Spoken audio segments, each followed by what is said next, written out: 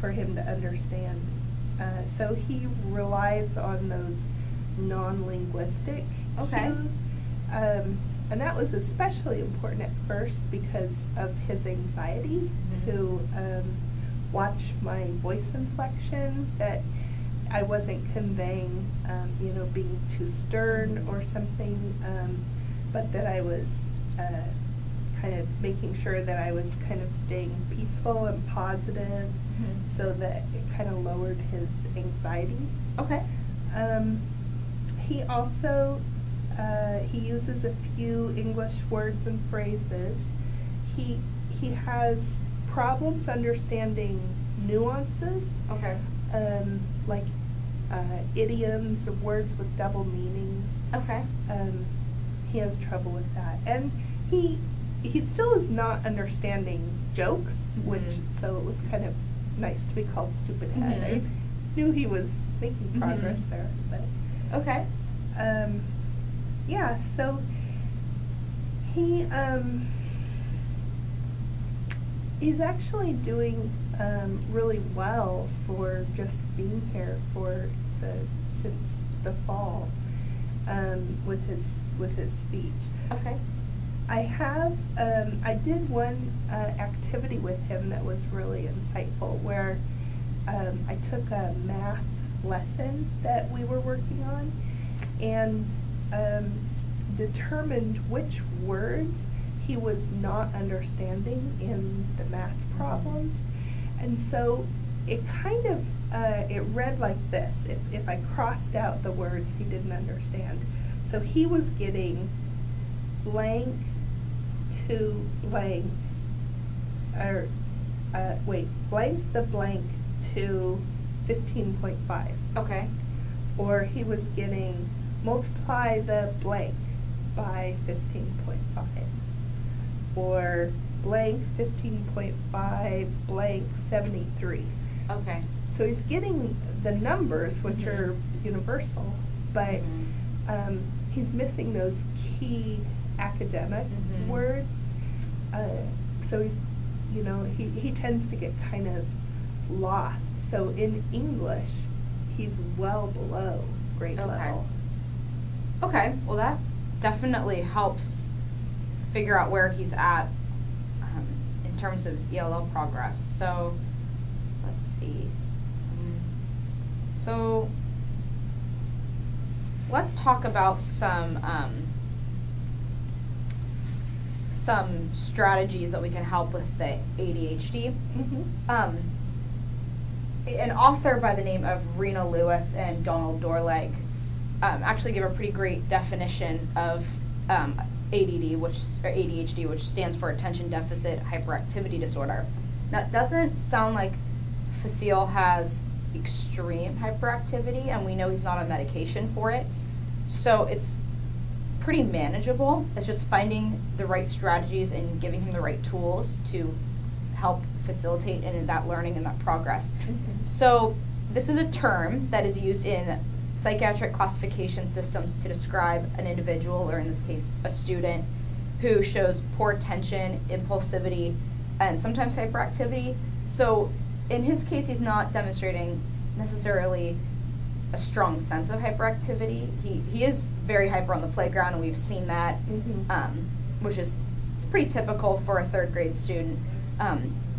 And he does have a little poor attention skills and impulsivity, where when he's finished with a task, or if he thinks he's finished with a task, instead of figuring out, going back and looking at another homework assignment or reading quietly, he will wander.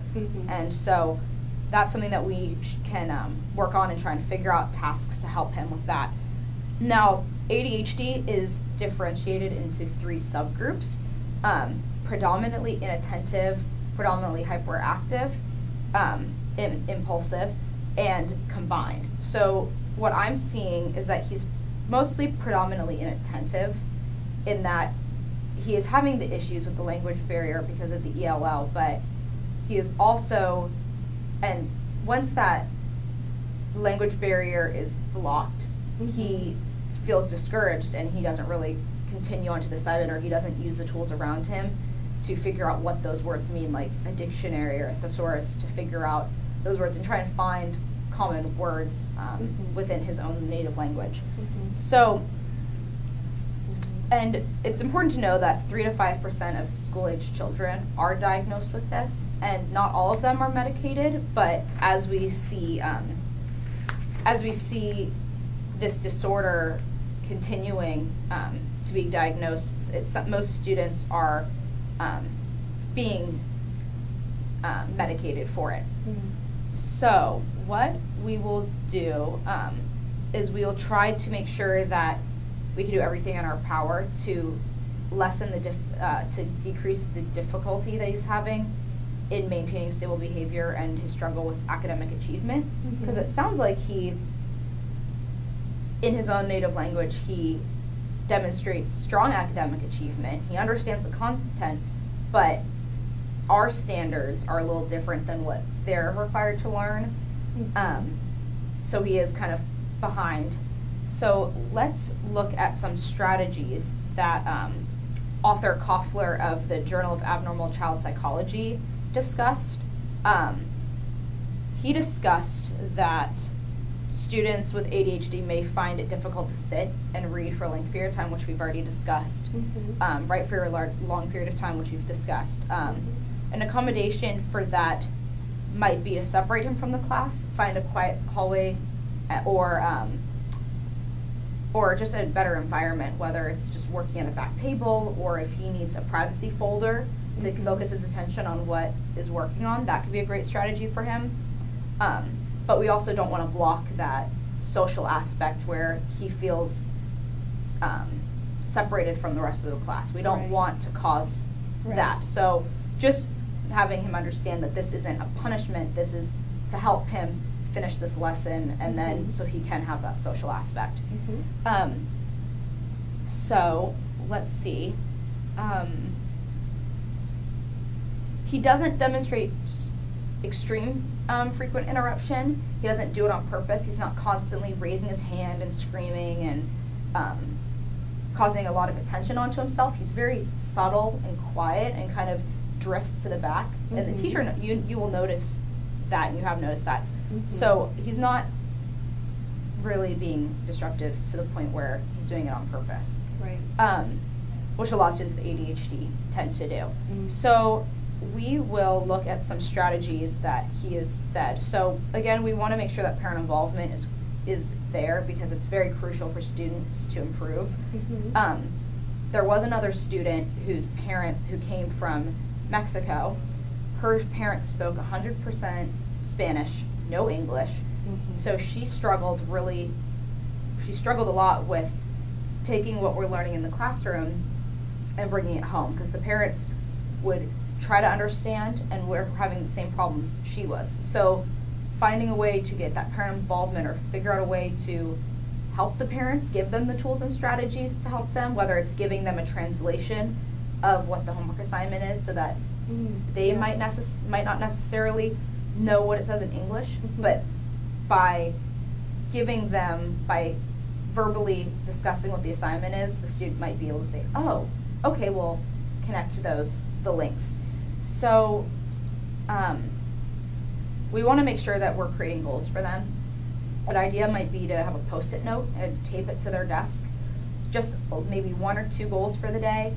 It could be finish your writing process assignment, or it could be finish your math packet, or it could be behavioral. And just work with them in the beginning of the day to say, I want to write, maybe you will write one idea, one goal, and then he will write another one. So he feels like he's control of these goals and he's making them, because we don't want to feel like you necessarily are making these goals for him, because otherwise it'll be like you're kind of not bossing him around, but telling him, kind of establishing that guide. So we want to make sure that he's taking control of his own learning. We could try homework, home to school daily report cards. That does take a little bit more time, and I don't think we're to that point yet. And that might be something that we could talk to the parents about. Maybe the parents could just write a Post-it note saying, here's how we did the homework, or this is how he was able to complete it. These are the strategies we used. Just keeping that parent interaction. It doesn't have to be anything super formal.